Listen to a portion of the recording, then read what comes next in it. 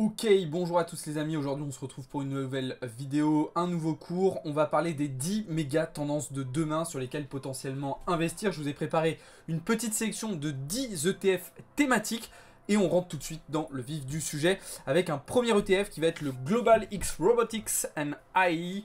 L'objectif c'est tout simplement de s'exposer à l'IA, à l'automatisation, donc avec tout ce qui va être robotique, IA industrielle. La deuxième grosse méga tendance de demain, évidemment, ça va être énergie renouvelable. Alors personnellement, j'ai un peu moins de conviction sur celle-ci, mais ça peut être intéressant dans une optique de diversification, d'aller chercher du solaire, de l'éolien, du climat.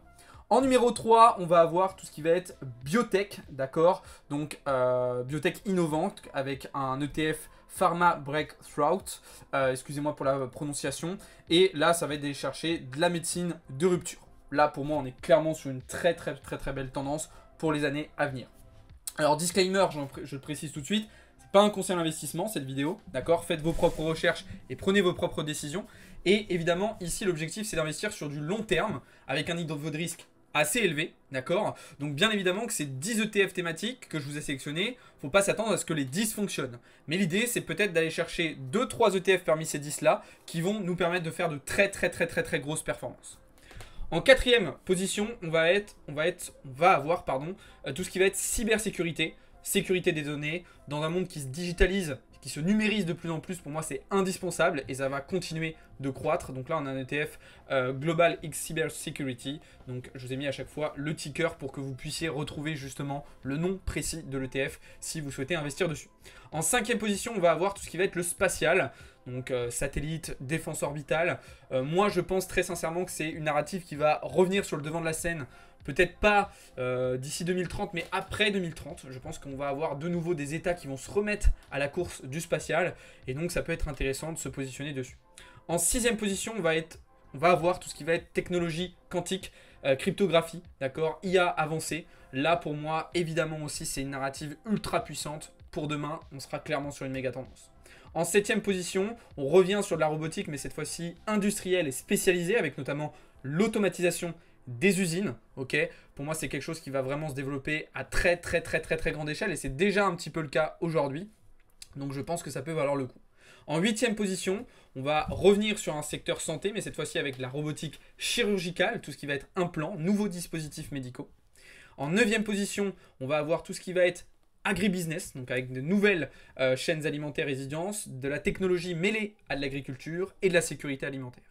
Et on va terminer avec les pays en early growth. Donc là, on n'est même pas sur des marchés émergents, mais on est sur des pays sous-développés, d'accord, avec pour objectif de diversification géographique, mais aussi d'aller chercher de la performance. Donc encore une fois, c'est un niveau de risque élevé. Encore une fois, c'est des investissements long terme. Le but, c'est pas de se dire, ok, ces 10 investissements, ils vont tous fonctionner comme je le souhaite, mais c'est d'aller chercher peut-être sur une, deux, trois de ces narratives de très gros multiples. Exactement de la même manière que si vous étiez positionné sur l'IA, sur Nvidia, il y a 10 ans. D'accord? L'objectif, c'est ça. Identifier les méga tendances de demain et se positionner relativement tôt dessus avant qu'il y ait de l'euphorie, avant que le grand public en parle déjà. Alors, c'est pas forcément facile de le faire. C'est pas forcément facile de trouver l'entreprise qui va se dégager dans ce secteur. C'est pour ça que pour l'instant, personnellement, je me tourne plutôt vers des ETF qui vont me permettre justement de me diversifier sur un secteur dans un premier temps. Peut-être que plus tard, j'identifierai des leaders dans ces narratives-là, je vous le partagerai et dans ce cas-là, on pourra se positionner dessus.